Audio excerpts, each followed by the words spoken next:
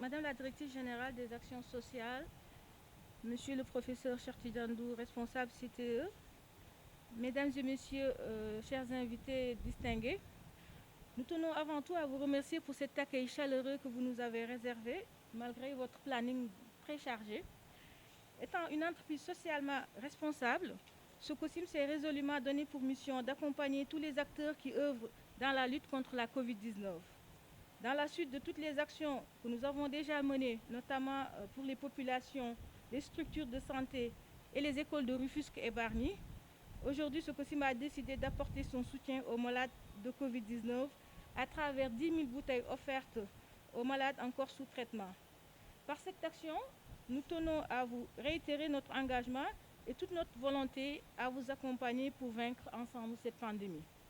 Nous profitons également de l'occasion pour féliciter au nom de la Direction générale, le ministère de la Santé, la Direction de l'action sociale et l'ensemble du personnel médical et social pour le dévouement, le professionnalisme et l'abnégation dont ils font preuve depuis le début de cette pandémie. Ce combat est cependant celui de tous les Sénégalais et nous concluons donc en exhortant nos concitoyens à la vigilance et au respect des mesures barrières édictées. Nous ne pourrons pas terminer sans souhaiter un propre rétablissement à tous les malades atteints de Covid-19. Je vous remercie. Nuyu askan bi yëpp di nuyu le professeur ak la directrice de l'action sociale comme ni ko sama naataango Mariam Ndour waxee noonu la demee ci Sococim ñu bari nag ñu ngi remercier Sococim mais Sococim moo leen war a remercier ndax da ngeen jox Sococim opportunité mu mën a jëm ci askan wi parce que ñu bari dañuy yaakaar ne dañu war a gërëm Sococim mais Sococim moo leen di gërëm et à travers ça bi lii jógee tàmbali nañu ci chef de l'État bu mu defee appel Sococim dem na def fa lam fa war a def comité Covid départemental bi mu amee aussi accompagné nañ conseil départemental après le conseil départemental ñu accompagner les collectivités en l'occurrence la commune de Rufisque Est et Rufisque et Bargny ñun ñëpp seen comité de gestion Covid Sococim dem na ci mais dafa jóge ci loolu mu ne noonu na dem ci askan wi ci la ñu jëlee 1000 kits en denrées alimentaires octroyé que les populations de Rufisque et Bargny action sociale boobu bu mu jeexee ñu ne on va vers la santé les postes de santé de Rufisque et Bargny ñu équiper leen en lave-mains équiper leen en masque en gel en eau de javel ak détergents yi ñu soxla yëpp après les postes de santé ñu dem aussi vers les hôpitaux Diamniadio ak Youssou Mbargane et particulièrement Youssou Mbargane offrir nañ leen benn lit de réanimation et ñu ngi préparé benn aussi bu war a dem au district sanitaire de Rufisque bi ñu jógee aussi ci santé bi ñu ne nañ dem ci éducation bi ci la ñu équiper toutes les écoles de Rufisque et Bargny à l'ouverture les 52 écoles de Rufisque et les 16 écoles de Bargny école bu ci nekk équipé nañ la ñu jox ko IA bi en lave-mains en masque pour les élèves et en détergent pour que élèves yi mën di am lu ñuy raxasoo bi ñu jógee ci yooyu nag ñu nag ñi tax nag lii yëpp am muy les malades Covid mënuñu leen fàtte moo tax Sococim jóg bëccëgu tey bii ñëw pour mën a accompagner sunu mbokk yooyu di leen ñaanal yàlla na leen yàlla saafara di ñaan ngeen ñaanal aussi Sococim à la tête le président directeur général monsieur Yougo Sow et son secrétaire général Aristide Pereira aujourd'hui représenté par madame Diallo Mariam Ndour nga xam ne chef de département qualité sécurité environnement ménagé wu ñu benn effort depuis affaire bi am pour mën a accompagner les malades Covid ñu ngi ñaanal yàlla ñëpp di féliciter personnel santé bi wax dëgg yàlla dañu leen yërëm bi ma ñëwee ce matin maa ngi ciy waxtaan ak major ne ko ñu ngi leen di massawu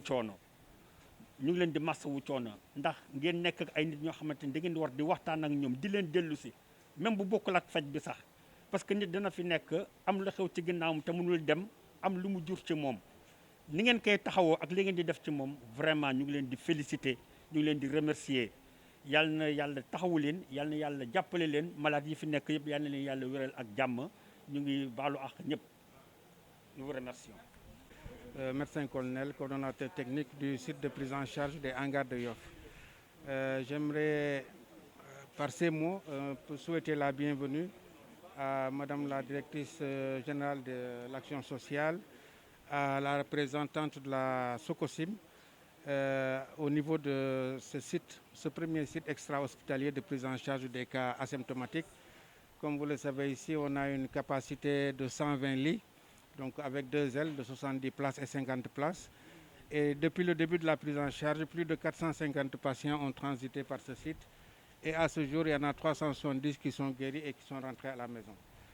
J'aimerais surtout magnifier ce geste. Il y a énormément de besoins. Les besoins ne sont pas seulement d'ordre médical.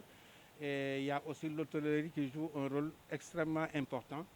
Et c'est dans ce cadre-là que vous venez nous appuyer ce matin, dans le cadre plutôt d'une stratégie innovante de financement de la santé qui est le partenariat public-privé. Je crois qu'une voie plus autorisée, qui est celle de la directrice générale de l'action sociale, pourra vous remercier au nom du ministre de la Santé et de l'Action sociale. En tout cas, merci et bienvenue au CTE de Hangar de Yoff. Ñu ngi leen di remercier ci turu ministre de la Santé et de l'Action sociale muy monsieur Abdoulaye Diouf Sarr parce que tey jii dañoo ñëw fii ci Hangar des Pèlerins nga xam ne centre de traitement la nga xam ne ñi fi nekk mooy les personnes yi nga xam ne dañ leen di woowee asymptomatique ñoom ñoo nekk fii ci centre de traitement bi. Sànq professeur bi wax na nombre de lits yi nekk fii ci centre bi donc suñu recevoir ñii nga xam ne ñoom ñooy Sococim nga xam ne Sénégal ñëpp kenn dootu leen présenté parce que ñu ràññee la ci biir Sénégal ñu ñëw ne dañuy apporter seen contribution ci li nga xam ne moom mooy riposte contre la pandémie de la Covid-19